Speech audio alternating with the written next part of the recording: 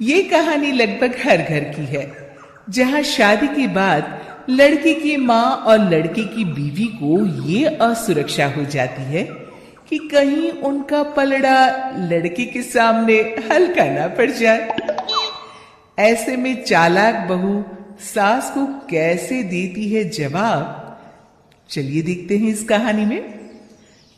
सौम्या और उसकी सास एक दूसरे से जलन की भावना रखती।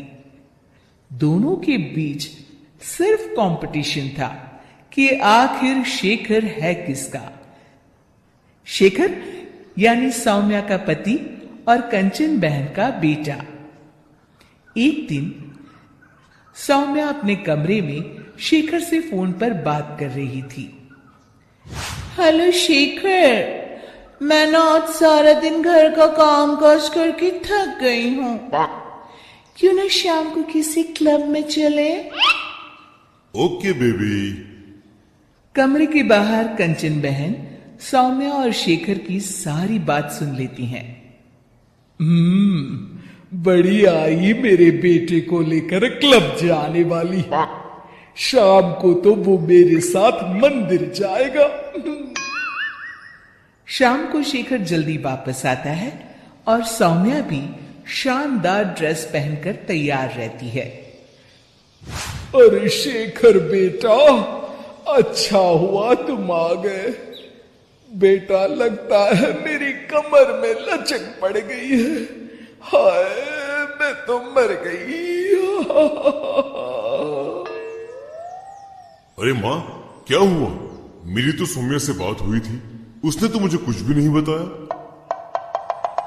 तभी शॉर्ट चमकीली ड्रेस में फुल मेकअप में सौम्या वहां आ जाती है। सौम्या, तुमने ये क्या हाल बना रखा है? माँ की कमर लचक गई है। जल्दी चलो, हमें माँ को डॉक्टर के पास ले जाना है। लेकिन माँ अभी कुछ देर पहले तो ठीक थी। हाँ, मैं तो नखरे कर रही हूं ना। नहीं नहीं माँ, सौम्या का ये कहने का मतलब नहीं था। चलो, हम अभी डॉक्टर के पास चलेंगे। सौम्या परेशान सी माँ की तरफ देखती है।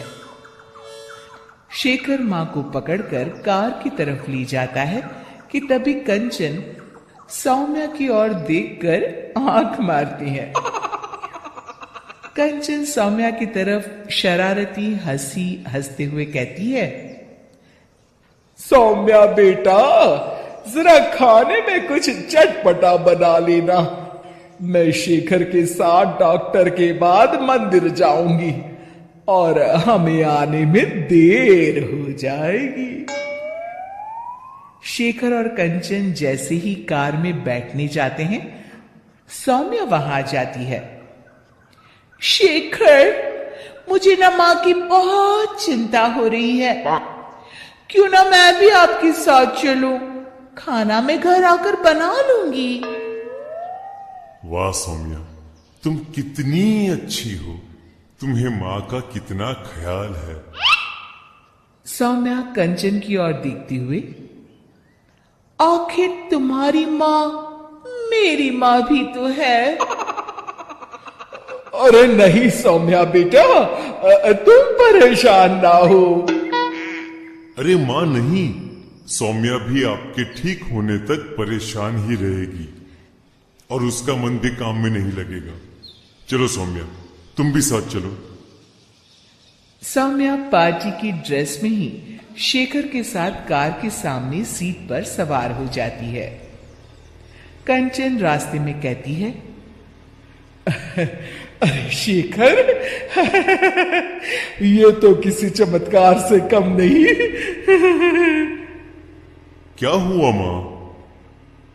बेटा, मेरी कमर की लचक तो मानो गायब ही हो गई।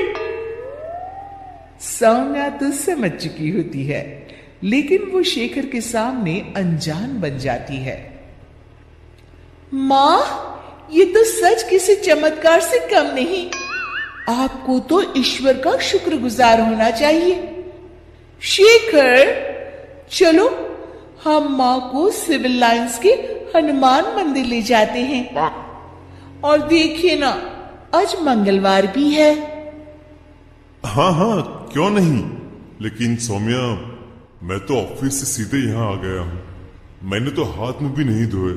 मैं मंदिर कैसे जाऊंगा? कोई बात नहीं शेखर, मैं और माँ भगवान का शुक्रिया अदा कराएंगी। चलो अच्छा ही है, ये मेरे साथ रहेगी और मैं मंदिर के भी दर्शन कर लूंगी। रही बात शेखर की, तो अच्छा ही है, अगर वो मेरे साथ नहीं तो इस सौम्या की बच्ची के साथ भी नहीं रहेगा। मंदिर के बाहर काफी भीड़ देखकर कंचन और भी खुश हो जाती है। दर्शन करने में कम से कम 2-3 घंटे तो लग ही जाएंगे। माँ, यहाँ पर तो काफी भीड़ है, यहाँ काफी वक्त लगेगा। चलो यहाँ कल आ जाएंगे। नहीं बेटा, मैं यहां से हनुमान जी का शुक्रिया अदा किए बिना नहीं जाऊंगी। वैसे भी मेरा आज सारा दिन का उपवास है, दर्शन करके ही मैं कुछ खाऊंगी बेटा। ये कहकर कंचन कार से उतर जाती है और सौम्या से कहती है, चलो सौम्या, दर्शन कर आए। माँ, मैं तो आपको बताना ही भूल गई, मैं ऐसे कपड़ों में मंदिर कैसे जा सकती हूँ? अरे सौम्या, मैंने तो ध्यान ही नहीं दिया। ये कपड़े तो काफी छोटे हैं, मंदिर में पहनकर जाना ठीक नहीं रहेगा। और बिना दर्शन किए माँ कुछ खाएगी नहीं। अब क्या करें? अरे करना क्या है, माँ दर्शन कर ले, हम यही कार में माँ का इंतजार करेंगे। माँ, आप मंदिर में दर्शन करें, तब तक मैं और सौम्या पास के होटल से कुछ खाकर आते हैं। और हाँ, आपके लिए भी पैक करवा लेंगे। फिर क्या था, निराश चेहरा लिए कंचन मंदिर चली जाती है। सीख, चालाकी उतनी ही अच्छी है जिससे किसी को नुकसान ना पहुंचे, वरना कभी कभी ज्यादा चालाकी नुकसान का कारण भी बन जाती है।